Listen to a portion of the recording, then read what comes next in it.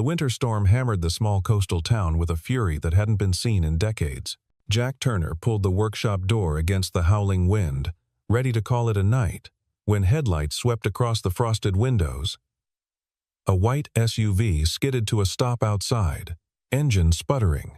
Through the swirling snow, he saw a woman emerge, clutching a small child against her chest, both of them shivering violently in the Arctic blast.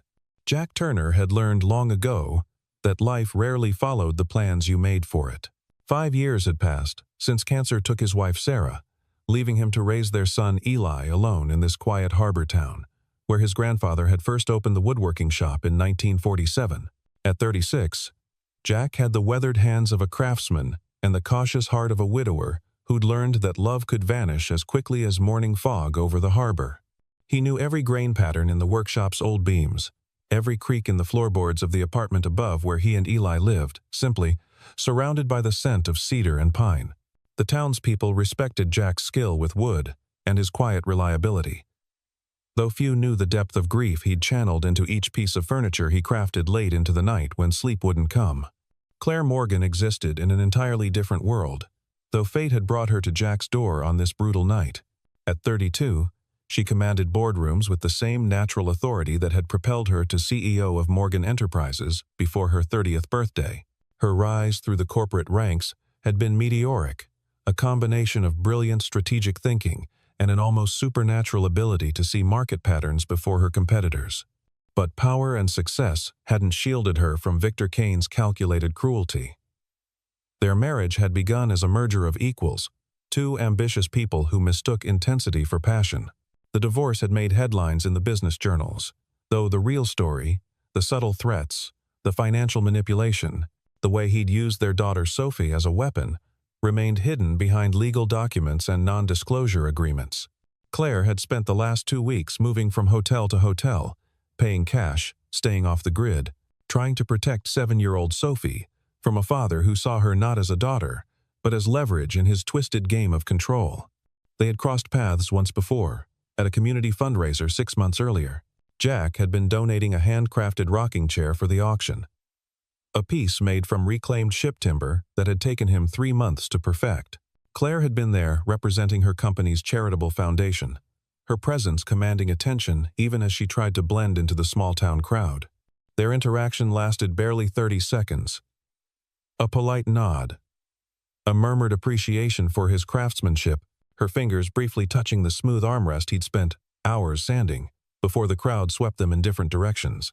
Neither could have imagined that their next meeting would unfold under such desperate circumstances, that the memory of that brief encounter would resurface now in the midst of crisis. Jack opened the workshop door wider, reading the fear beneath Claire's composed exterior, recognizing the particular terror that came from running not from something but from someone. "Please," she said, her voice barely audible above the wind. "The roads are blocked. We just need somewhere safe until morning." Sophie's face was buried in her mother's shoulder, small body trembling from more than just cold. Without hesitation, Jack ushered them inside, knowing that sometimes the universe sends you exactly who you're meant to help, exactly when they need it most, even if you don't understand why. Until much later, the apartment above the workshop radiated warmth from the old cast-iron stove that had heated the space for 3 generations. Jack led them up the narrow stairs, each step creaking its familiar welcome, Claire's designer heels clicking against worn wood that had supported his family's footsteps for decades. Sophie's small hand now gripped her mother's tightly, knuckles white with a child's instinctive understanding that something was wrong, even if she couldn't name it. Eli looked up from his book, one of those adventure stories about kids who solved mysteries and saved the day, surprise flickering across his 10-year-old face at the unexpected visitors. "This is Miss Morgan and her daughter Sophie," Jack said simply, his tone conveying that no further explanation was needed, that sometimes hospitality didn't require understanding. "They'll be staying until the storm passes." What struck Jack most was how quickly the children adapted to each other's presence, as if they recognized something kindred in one another. Perhaps the loneliness that comes from being the only child in a single-parent home. Within minutes, Eli had offered Sophie his favorite blanket, the one Sarah had crocheted during her first round of chemotherapy, and was showing her how to toast marshmallows over the stove's open door, a winter tradition his mother had started years ago when the power would go out during storms. Sophie's initial shyness melted away as Eli patiently taught her the perfect distance to hold the stick, how to rotate it slowly for even browning, how to blow out the flame when it inevitably caught fire. Their laughter filled the space that had been too quiet for too long, bringing a lightness Jack hadn't felt in years, reminding him that joy could still exist even after loss. Claire perched on the edge of the worn leather sofa, her posture still rigid despite the warm environment, every muscle coiled as if ready to run at a moment's notice. She kept her phone in her hand, checking it obsessively, even though she'd claimed it had no signal, the screen's light reflecting off her face in the dim room. Jack noticed how her eyes tracked every sound from outside.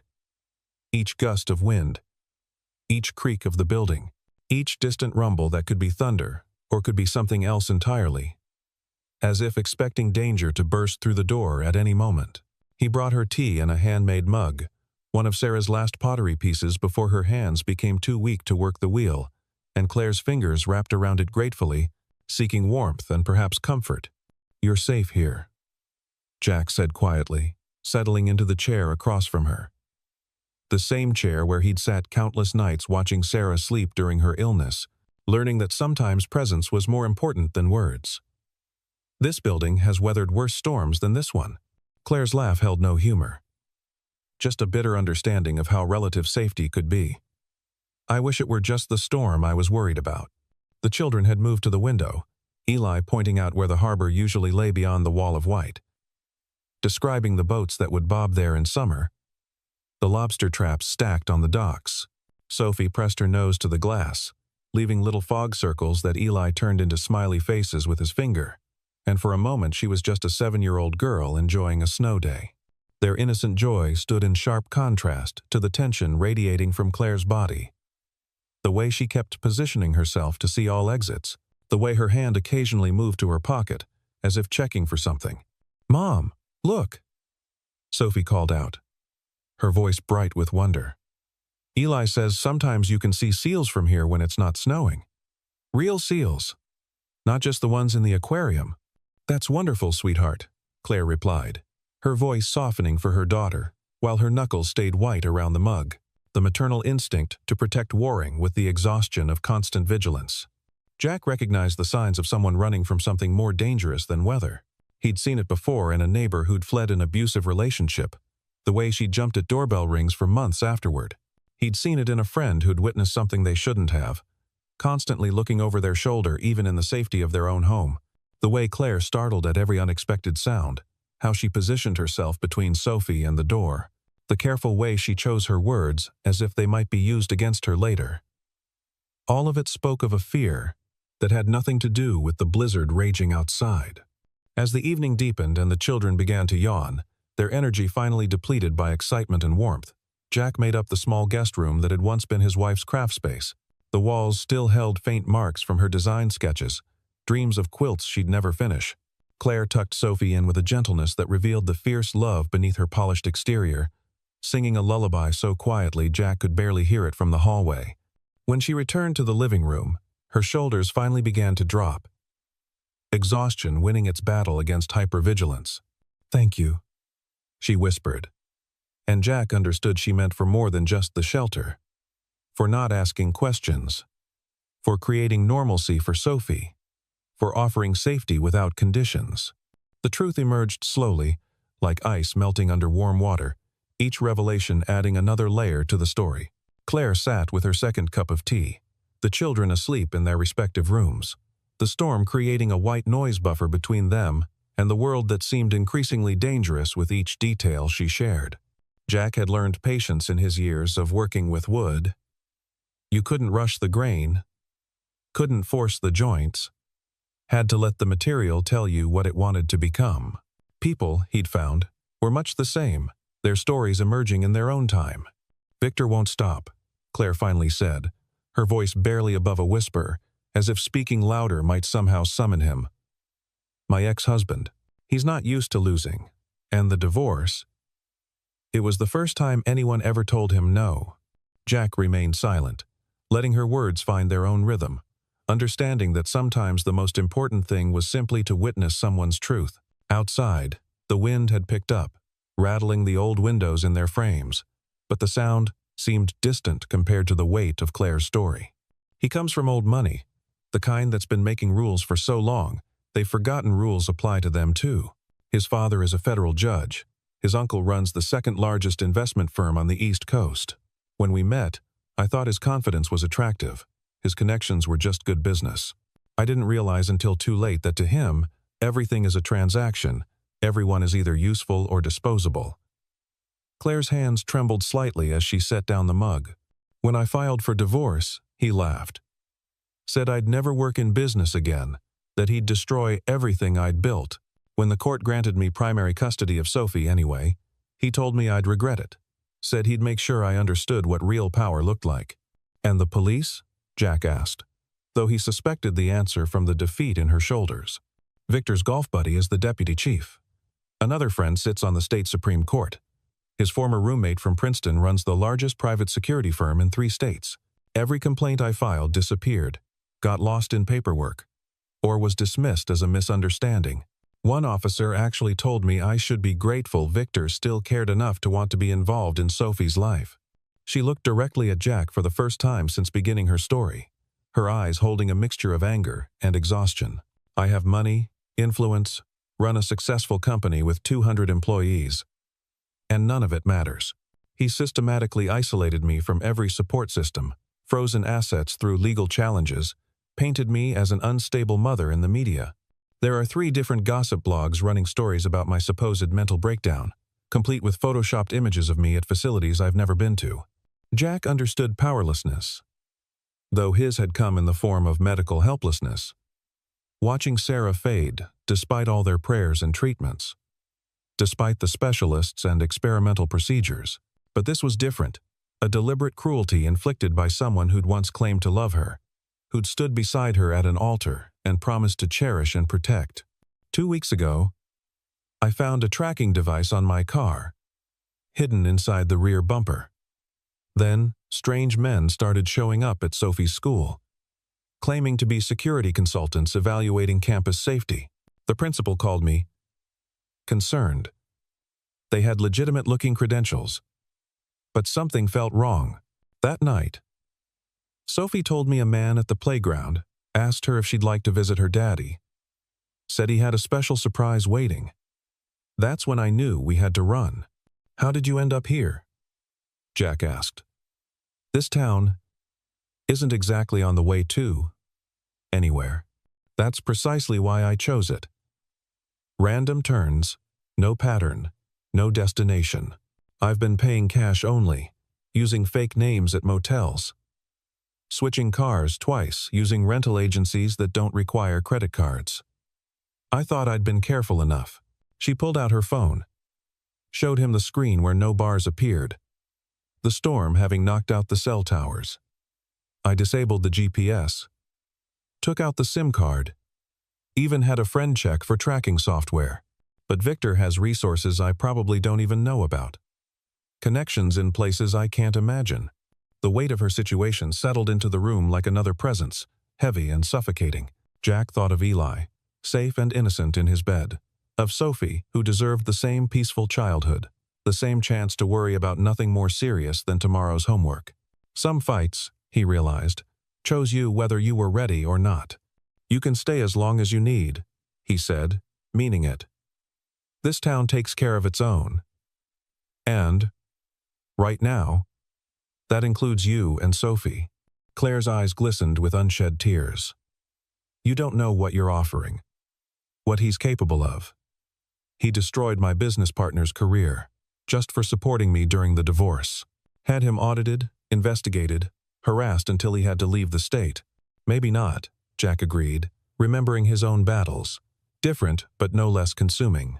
But I know what it's like to protect someone you love, and I know that running only works if you have somewhere to run to. The wind outside seemed to pause, as if the storm itself was holding its breath, and in that moment of silence, they both heard it.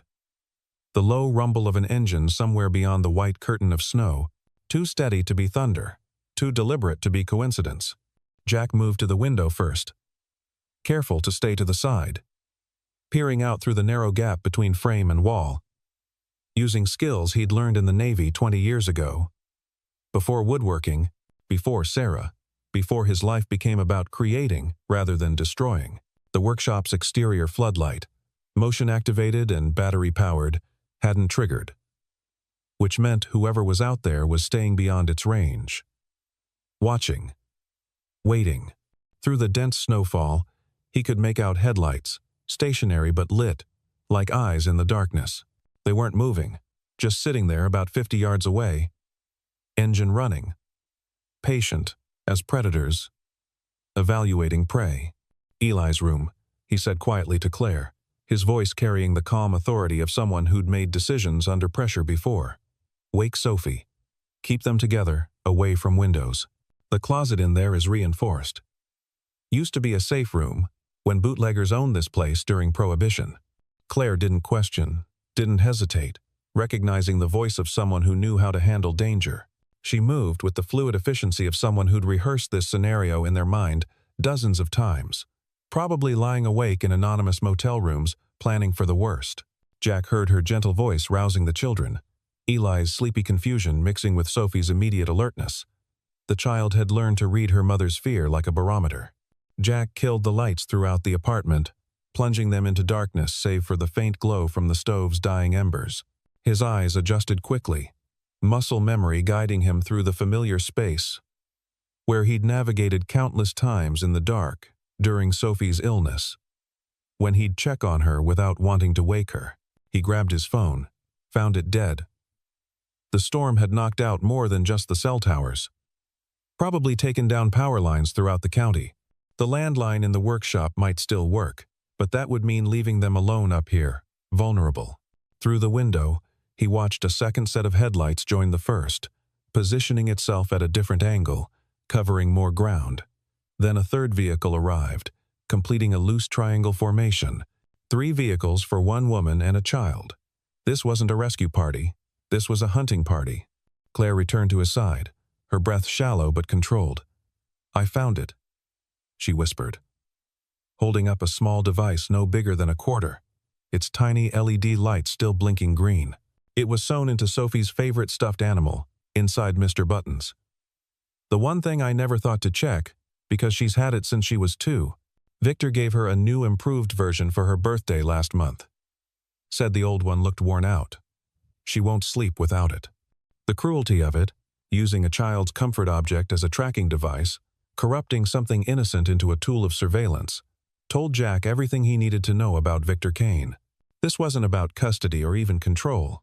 This was about winning, about proving that Claire could never escape his reach, that his power extended into every corner of her life, even into their daughter's bed. "Is there another way out?" Claire asked, her CEO composure cracking under maternal terror, the executive who'd handled hostile takeovers facing something far more personal. Loading dock in the back of the workshop leads to the old pier road. From there, it's about 300 yards to the tree line. But in this snow, with the kids, Jack trailed off, calculating distances and dangers, wind speed, and visibility. "There's an old fishing cabin, about a quarter mile through the woods. My friend Tom owns it, keeps it stocked for emergencies. Food, water, emergency radio. If you can make it there, you can wait out the storm, call for help when the phones come back. What about you?" Jack was already moving, pulling on his boots, grabbing the emergency kit from the closet, checking the flashlight batteries with practiced efficiency. "Someone needs to buy you time. Make them think you're still here, maybe heading out the front." He handed her a flashlight, his workshop keys, and a hand-drawn map he sketched quickly on the back of an envelope. "The blue key opens the loading dock. Follow the tree line. Keep the wind at your back. Tom's cabin has a red door, only one out there. The spare key is under a fake rock by the left corner of the porch. I can't let you." "Yes, you can." His voice carried the quiet authority of someone who'd already made peace with his decision, who understood that some stands were worth taking regardless of the cost. "I know this building like my own heartbeat. I know these woods, every trail and hollow. I know this storm and how it moves. You don't. Get the kids to safety. That's all that matters now." The phone in Jack's pocket suddenly buzzed, Apparently one carrier service had flickered back to life temporarily, probably bouncing off a tower further inland. Unknown number. But he didn't need caller ID to know who it would be. He answered, knowing he was entering a negotiation where the other party held most of the cards. Mr. Turner. The voice was cultured, cold, completely at odds with the violence of the storm, like hearing a snake speak in a British accent. My name is Victor Kane. I believe you have something that belongs to me. Jack felt Claire tense beside him, her hand moving instinctively toward the stairs where the children waited, but he squeezed her shoulder gently, signaling her to stay quiet, to let him handle this opening gambit. I have 2 guests who needed shelter from the storm. Last I checked. That's not a crime. Even in this state. Don't play games with me, Turner. I know exactly who you are. Small-town carpenter, widower. Struggling to make ends meet, raising a boy alone. Navy veteran, honorable discharge. Clean record except for a few late mortgage payments after your wife's illness. You have no idea what you've stepped into here. The casual recitation of his personal information was meant to intimidate, to show the reach of Victor's resources. Jack recognized the tactic from his military days. Psychological warfare, establishing dominance through information asymmetry. I know enough, Jack replied, watching the shadows move around the vehicles outside, counting figures, estimating numbers. I know a bully when I hear one. Victor's laugh was sharp as breaking glass. A bully? How quaint. I'm a father trying to protect his daughter from an unstable mother. Did Claire tell you about her mental health issues? The medication she's supposed to be taking? The psychiatric holds that had to be placed for her own safety? She told me enough to know you're lying. Did she? Did she mention the incident at Sophie's school last month? The scene she caused at the board meeting? The restraining order I had to file after she threatened me? I have documentation, Turner. Medical records, police reports, witness statements. I'm trying to help her, to get her the treatment she needs. Just send them out, and this all ends peacefully. I have doctors waiting at a private facility. The best care money can buy. Jack recognized the tactic. Gaslighting wrapped in concern, lies dressed as love, the abuser's playbook of painting the victim as the dangerous one. Here's what's going to happen, Kane. You're going to turn those vehicles around and leave. The storm's getting worse, and I'd hate for you to get stuck out here. Road back to town floods when the tide comes in, and that's in about an hour. You're not listening, Turner. I have legal documents giving me emergency custody based on Claire's mental state. My security team has authorization to retrieve my daughter by any means necessary. You're harboring a kidnapper, interfering with a custody order. That's a federal offense. I'm sheltering a mother and child from a storm, Jack countered, his voice steady as the beams holding up his roof. And last I checked, your divorce decree doesn't give you any rights to break into my home in the middle of the night with what looks like a small army. 3 minutes, Turner. After that, my security team comes in. They're all former military, like yourself. They're very good at their job, and unlike you, they're not emotionally compromised. Don't make this harder than it needs to be. 2 minutes, 59 seconds, Jack replied. Plenty of time for me to upload the security footage from my workshop to the cloud. You know, the cameras that have been recording since your vehicles arrived. The ones that will show armed men breaking into a private residence where children are present. I'm sure the media would find that fascinating, especially given your family's political connections. Silence on the line for a moment. Then Victor's voice returned. Harder now, the veneer of civility cracking. You have no idea what you're risking, Turner. Your son, your business, your life in this pathetic little town. I can destroy all of it with 3 phone calls. 2 minutes, 30 seconds, Jack said. Then ended the call. He turned to Claire, pulled her close enough to whisper directly in her ear, feeling her tremble against him. Go. Now. Take the kids through the workshop. Out the back. Don't stop. Don't look back, no matter what you hear. She gripped his arm with surprising strength. What are you going to do? What I do best, he said, managing a slight smile that he hoped was reassuring. Work with wood. Claire understood. This was his territory, his domain. She pressed something into his hand. A business card, expensive stock, embossed letters. When this is over, if you need anything, ever, lawyers, money, a new life somewhere else, just keep Sophie safe. That's all the payment I need. She kissed his cheek, a gesture so unexpected and tender that it momentarily transported him back to better times, to Sarah's goodbye kiss the morning before her final surgery. Then she was gone, moving toward the children's room with the determined grace of a mother protecting her young. Jack gave them 90 seconds, listening to the muffled sounds of their escape down the back stairs, the careful creak of the workshop door, the whisper of wind as it opened and closed. Then he deliberately turned on the living room light and walked past the window, making sure his silhouette was visible, stretching as if he'd just woken up. He opened the front door to the apartment, letting it bang against the wall as if someone had left in a hurry, then knocked over a chair for good measure. He created a clear trail of disturbance leading toward the front of the building, away from the loading dock, like laying a false scent for hunting dogs. His workshop was more than just a business. It was a three-dimensional puzzle he'd been solving for 20 years, adding equipment, reorganizing spaces, learning every corner and shadow. Every beam, every tool, every pile of lumber had purpose and potential. In the darkness, guided by touch and memory, Jack began his preparations. His mind shifting into the tactical mode he'd thought he'd left behind with his uniform. He strung aircraft cable between the main support posts at ankle height, invisible in the darkness, strong enough to trip a running man. He balanced sheets of plywood against doorframes, ready to fall at the slightest touch, creating obstacles and noise. He positioned cans of wood stain on high shelves, ready to tip and create slippery hazards. Most importantly, he positioned himself behind the massive oak workbench his grandfather had built, solid enough to stop bullets if it came to that, though he prayed it wouldn't. The front door exploded inward at exactly the 3-minute mark. 4 men entered in tactical formation, flashlights attached to what looked like military-grade weapons, their movements professional, coordinated, not security guards, mercenaries, private military contractors, the kind of men who'd learned their trade in places where rules were suggestions. "Clear the building," Victor's voice crackled through their radios.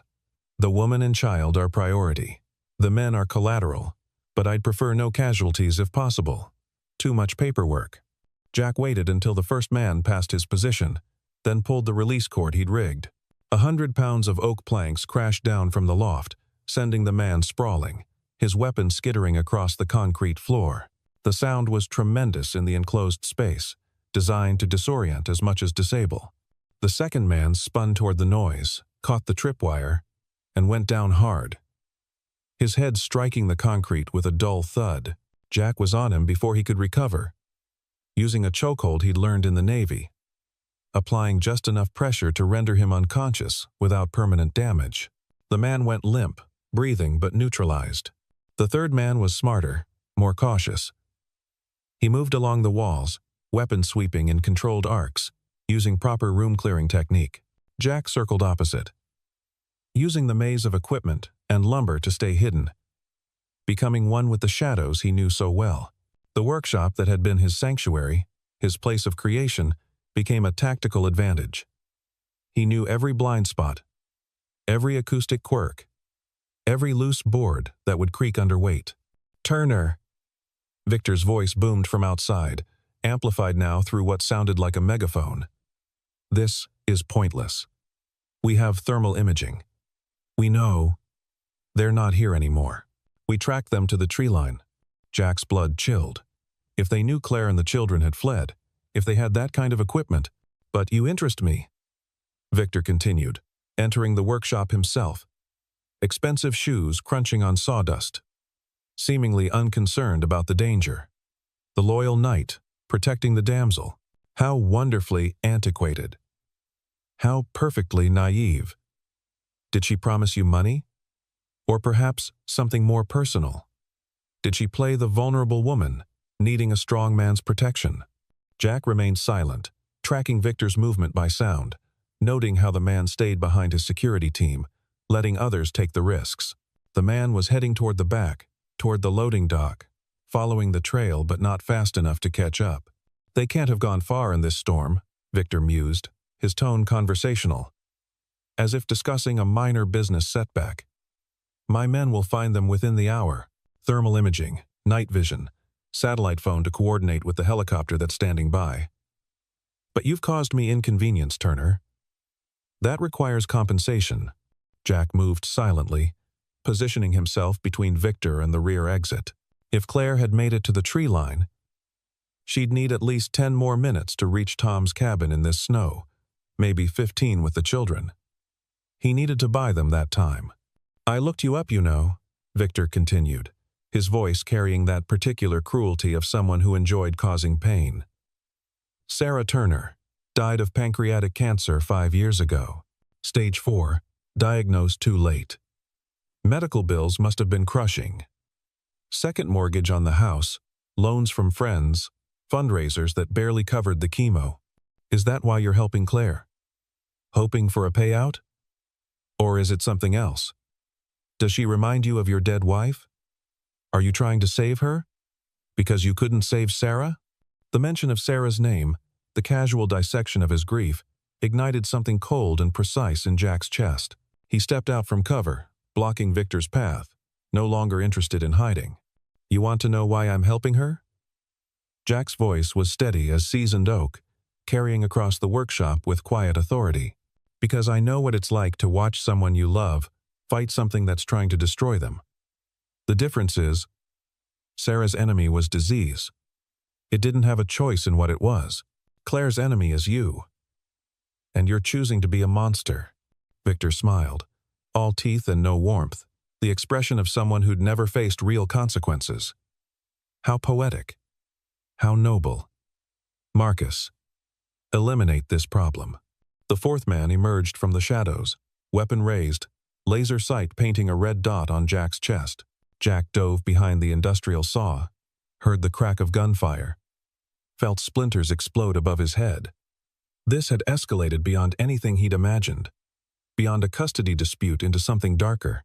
But then, cutting through the storm's howl, came the sound of salvation. Sirens. Multiple sirens, growing louder, the distinctive wail of police, fire, and emergency services. Victor's expression shifted from confidence to calculation. The businessman computing odds and outcomes. How? The phones are down. Old landline in the basement, Jack said, which was partly true. What he didn't mention was the silent alarm he'd installed years ago after a break-in attempt, connected directly to the sheriff's personal cell phone through a dedicated cellular backup. His friend Tom wasn't just a cabin owner. He was also the county sheriff, and the alarm had been triggering since the moment the first man entered the workshop. This isn't over, Victor snarled, already backing toward the exit as red and blue lights painted the snow outside, the vehicles sliding to stops despite the weather. Legal custody is still being determined. I have rights. I have judges who owe me favors. And I have witnesses, Jack replied, gesturing to the security cameras he'd installed last summer, their red recording lights blinking steadily, having captured everything. Everything that happened here tonight. Your threats on the phone, your armed men, your admission that you've been tracking them with an illegal device, the gunfire at an unarmed civilian. I'm sure the court will find it fascinating, especially the part where you admitted to fabricating mental health claims. Victor's face contorted with rage, the mask of civility completely gone now. You have no idea what you've done. I'll destroy you. I'll take everything you have. I've already lost everything that mattered, Jack said quietly. And I survived. That's the difference between us, Kane. I know what real loss is. You're just playing games. The sirens were too close now. Officers already taking positions outside. Tom's voice boomed through a loudspeaker, ordering everyone to exit with hands visible. Victor turned to his men, his voice tight with barely controlled fury. We're leaving. Now. My lawyers will handle this. They retreated into the storm, their vehicles disappearing into the white chaos as the sheriff's SUVs surrounded the building. Tom himself led the charge inside, taking in the damage, the weapons on the floor, the unconscious men, Jack's steady stance, despite the chaos around him. Claire and Sophie? Tom asked quietly, already knowing the answer from Jack's earlier signal. Safe, Jack confirmed. Your cabin. Tom nodded, already directing his deputies to secure the scene, gather evidence, document everything. We'll handle this. Go to them. They need time to feel safe first, Jack said. Let them know the threat's contained. But don't crowd them. Sophie's been through enough. Spring arrived gradually on the coast that year, ice giving way to tentative green shoots, the harbor returning to life after winter's grip finally loosened. Jack stood at the workshop window, the same window where he'd first seen Claire's SUV that night, watching Eli and Sophie race along the beach, their laughter carrying on the salt breeze. 3 months had passed since the storm. 3 months of legal battles that had played out in both courtrooms and headlines, testimony that had finally shifted the narrative from Victor's carefully crafted lies to the truth of his abuse. Victor Kane was facing federal charges for conspiracy, assault with a deadly weapon, violating custody orders, and interstate stalking. The security footage from Jack's workshop, combined with Claire's documented evidence of years of abuse, had been devastating in court. The tracker in Sophie's stuffed animal had been the final nail. Judges didn't look kindly on parents who violated their children's trust so fundamentally. More importantly, Sophie was safe. Her nightmares gradually replaced by dreams of tide pools and sailing lessons that Jack had started teaching both children. Claire had surprised everyone, most of all herself, by not returning to the city immediately. She'd rented a house 2 streets over, a modest Victorian that needed work. Nothing like her former penthouse life, but somehow more real. She'd opened a small satellite office for her company, running virtual meetings while being present for Sophie in a way she'd never been able to before. The transformation was remarkable. From the polished executive who'd arrived in designer clothes to a woman who now walked the beach barefoot, who laughed freely, who'd learned to trust again. They're getting along well, Claire said, joining Jack at the window. She'd traded her designer suits for jeans and a fisherman's sweater she'd bought at the local thrift shop, though she still carried herself with that natural grace that had nothing to do with clothes and everything to do with character. Kids are resilient, Jack replied, though he was thinking how Eli had bloomed since having a friend his age nearby, how Sophie had helped fill a silence in their home that he hadn't even realized was there. The boy who'd been too serious, too quiet since his mother's death, now laughed daily, planned adventures, acted his age. They stood together, not quite touching but aware of each other's presence in that way, that spoke of possibility rather than certainty. Neither was ready for what this might become. Claire still healing from years of manipulation, learning to trust her own judgment again. Jack still carrying Sarah's memory like a warm stone in his pocket, not ready to let go, but beginning to understand that making room for new love didn't mean erasing old love. But there was something here, patient and unhurried as wood grain forming over years, strong because it grew slowly. "I never thanked you properly," Claire said, her voice soft. "For that night. For everything after. For testifying when you didn't have to. For facing Victor's lawyers. For making sure Sophie felt safe every single day since." "You did," Jack reminded her. "Every time you walked into that courtroom and told the truth. Every time you stood up to him. Every time you chose to stay here instead of running again." She turned to face him fully, and he could see the executive she'd been and the woman she was becoming, both existing in the same person. "I'm not talking about the legal victory. I'm talking about you showing me that not every man who offers protection expects payment. That strength doesn't always come with conditions. That sometimes people help simply because it's right." Before Jack could respond, the kids burst through the door, faces flushed with excitement and adventure, bringing the smell of sea salt and sunshine with them. Sophie was clutching a piece of sea glass, green as spring itself, while Eli carried a piece of driftwood that would definitely become part of a fort later. "Mom! Jack! Look what we found."